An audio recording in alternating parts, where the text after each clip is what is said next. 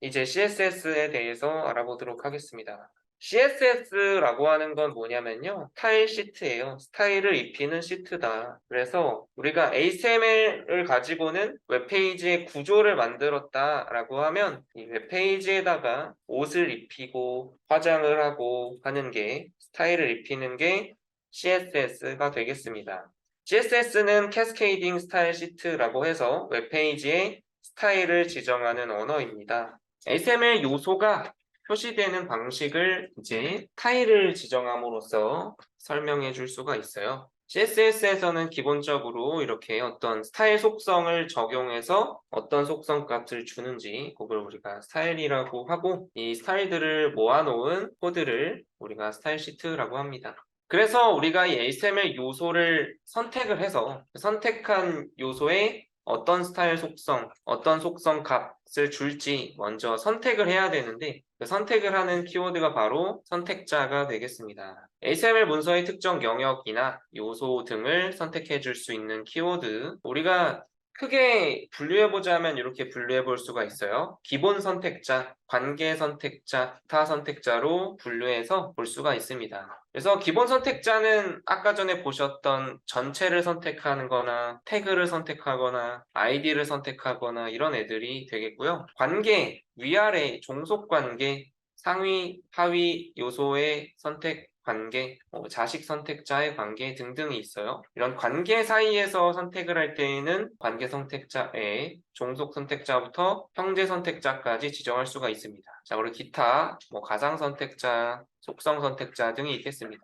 스타일을 적용하는 방법은 세 가지가 있어요. 하나는 HTML 태그 안에 스타일 속성을 작성하고, 스타일 속성, 컬러, 콜론 한 다음에 속성 값, 레드하고 세미콜론 이렇게 작성해줘도 되고, 방금 하셨던 것처럼 HTML 태그에 헤드 태그 안에다가 스타일 태그를 작성해서 그 내부에서 스타일을 작성할 수도 있습니다. 또 이 CSS 파일을 HTML 파일 외부에다가 만들고 링크라고 하는 태그로 외부에 있는 CSS 파일을 HTML에 포함시켜서 적용할 수도 있어요. 이렇게 스타일을 적용하는 방법은 세 가지가 있다. 적용되는 우선순위는 일단 브라우저가 갖고 있는 기본값이 세팅이 되고요. 우리가 HTML 요소의 속성으로 작성한 스타일 속성에 있는 값이 두 번째, 그리고 스타일 태그 안에 작성한 내부 스타일 시트에 작성된 코드, 그리고 외부에 있는 CSS 파일로 만들어서 적용된 파일이 가장 마지막에 적용됩니다.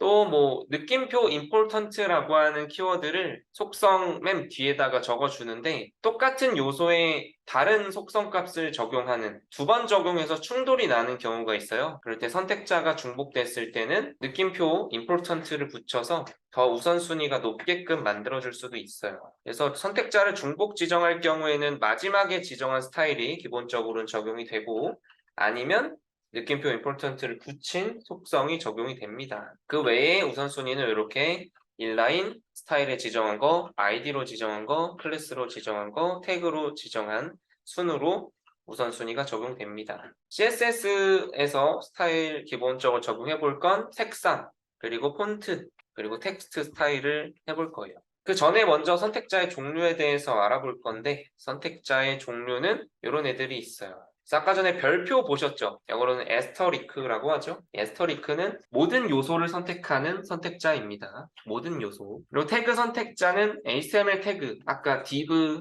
헤더, footer, 테이블 이런 애들이 있죠.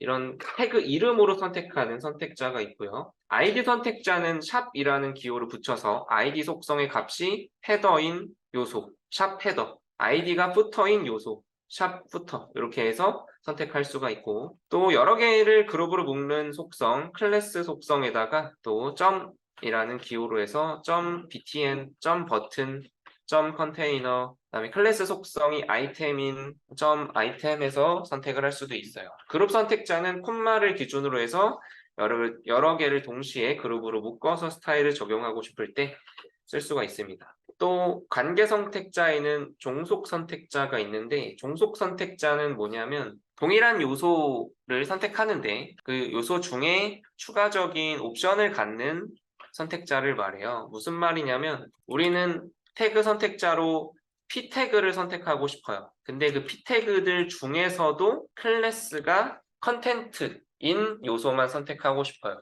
그러면 이런 경우에는 P 태그 중에 컨텐트니까 종속이 됩니다.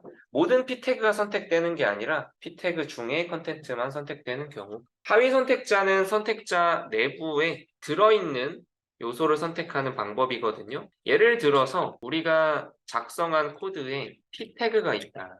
그 내부에 A 태그가 있어요. 그리고 그 밖에 또 A 태그가 있다고 볼게요.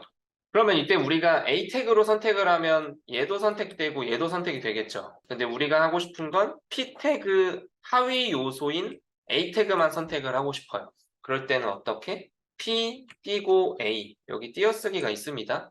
P 띄고 A 하면 저 띄어쓰기 한 칸이 하위 요소를 가리키는 걸 의미해요.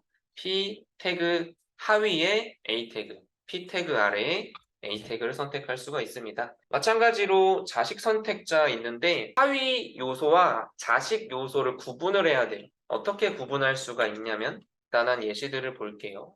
이렇게 코드를 작성했다고 볼게요.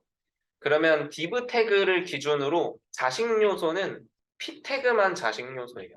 바로 밑에 있는 요소만 자식 요소라고 부르고 만약에 하위 요소를 찾고 싶다 그러면 P 태그도 하위 요소고 A 태그도 하위 요소예요.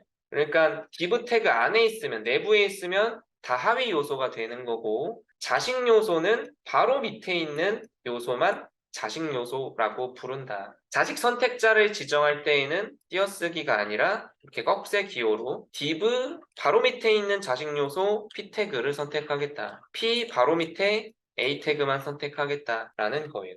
인점 선택자는 바로 뒤에 붙어 있는 선택 요소를 말해요. 예를 들어서 자, 이렇게 코드가 있다고 볼 때 우리가 인접한 선택자는 뭐냐면 이 밑에 예시와 같이 H1과 바로 이웃한 P 태그를 선택하는 거거든요. 그러면 여기 P 태그가 지금 두 개 있죠? 이 중에 누굴 선택하는 건가요? 그쵸? 1번이 선택이 되겠죠? 1번이 이제 H1과 인접해 있으니까 1번 P 태그만 선택이 되겠습니다.